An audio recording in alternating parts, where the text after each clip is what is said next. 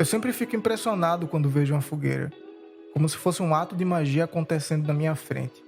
Desde criança, aqui em Recife, construí minhas fogueiras, por mais desajeitadas que fossem.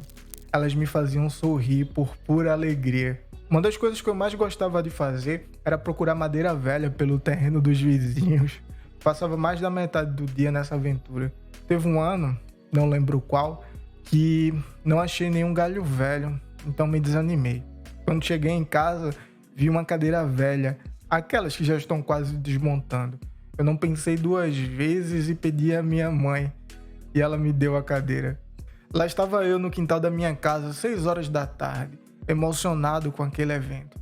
A mistura do vermelho com o amarelo dançando na minha frente, os estalos da madeira virando brasa e a fumaça fazendo meus olhos arder. No outro dia de manhã só tinha restado um pouquinho de cinza. Tudo tinha se transformado e eu não sabia em quê.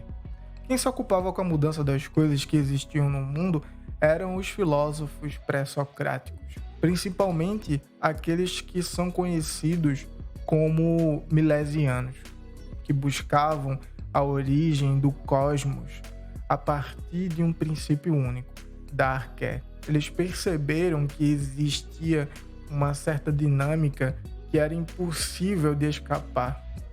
As coisas nasciam e morriam por todo o cosmos. Mas eles não focaram suas filosofias nesse aspecto da realidade.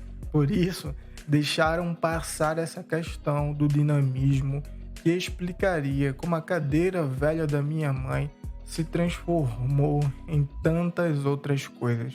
Então, foi o que o filósofo Heráclito fez. Ele chamou a atenção para a mudança constante que existia na realidade.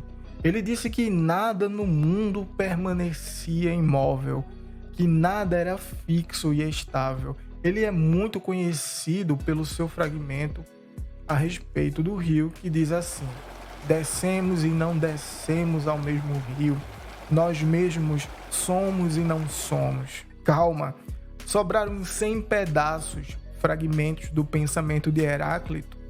Ler apenas um fragmento sozinho pode causar muita estranheza e dificuldade para entender o que ele quer dizer. Por isso, é sempre recomendável ler os fragmentos que falam sobre a mesma coisa. Quando a gente olha um rio, uma cachoeira, o mar, de longe, parece sempre a mesma coisa, mas a água que passa pela correnteza do rio é sempre nova. Então a gente não pode descer 2 vezes a mesma água. A gente também muda.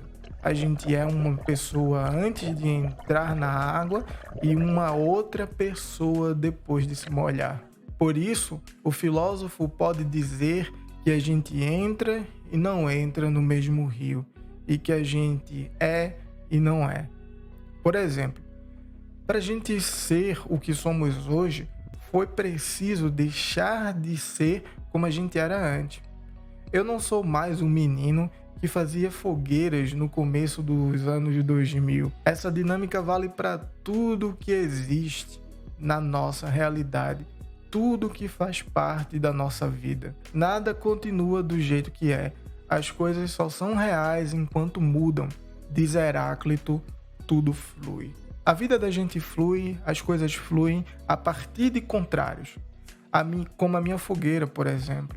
Desse jeito, outro pedaço, fragmento do pensamento de Heráclito, afirma que a guerra é a base da própria realidade. Essa guerra gera harmonia, equilíbrio, a união dos contrários. Isso quer dizer que tudo que a gente vive nasce por causa do contraste da própria realidade. Uma coisa dá sentido à outra. Por exemplo, a única coisa que a gente quer quando estamos doentes é a saúde. Esse equilíbrio, harmonia dos contrários que faz parte da vida da gente é o que Heráclito disse ser a origem do próprio cosmos, do universo, da física. Ele representa isso a partir do fogo. O fogo é o elemento primordial que dá origem à física. Heráclito ainda é um pré-socrático que pensa nessa relação. Por isso, ele diz que tudo é resultado da transformação do fogo, ou seja, ele explica como o Uno dá origem à multiplicidade, uma questão que é presente nos pré-socráticos. O fogo foi uma das primeiras tecnologias que o ser humano usou para melhorar sua vida. Eu fico impressionado até hoje com o fogo, mas diferente da minha infância, agora eu sei o que está acontecendo ali. É o consumo do combustível que libera calor, luz, carbono e água. Nada deixaria mais claro o devir, a mudança eterna, o contraste dos opostos e a harmonia que conduz o mundo. O fogo vive a morte do combustível, o transforma em fumaça e cinzas. E tudo que a gente vê acontecer, o fenômeno, é a unidade dos contrários. Como? Enquanto tem fome, o fogo ainda é. Tudo acaba quando está satisfeito. O fogo divino que governa a realidade é o raio. Os milesianos não atribuíram inteligência a Arqué, mas a Heráclito sim. Então ele chamava esse fogo, a harmonia universal, de Logos. Faz muito sentido, é a lei comum que está em todas as coisas. É a inteligência que está por trás daquilo que a gente vê. Por esse motivo, encontrar a verdade significa perceber, entender, falar da harmonia das coisas. Isso leva o filósofo a desconfiar dos sentidos, porque eles podem limitar as aparências, a desprezar a opinião comum e a erudição vazia, que não consegue captar a lei universal. Por isso, seus fragmentos assumiram a linguagem dos oráculos e fizeram Heráclito ser conhecido como obscuro. Heráclito percebeu a harmonia universal que existe no mundo e defendeu que a verdadeira sabedoria é ouvir essa harmonia e não lutar contra ela. Por vezes, a vida nos apresenta uma situação desfavorável, ruim, e a gente acaba acreditando que aquele momento específico será toda a nossa vida.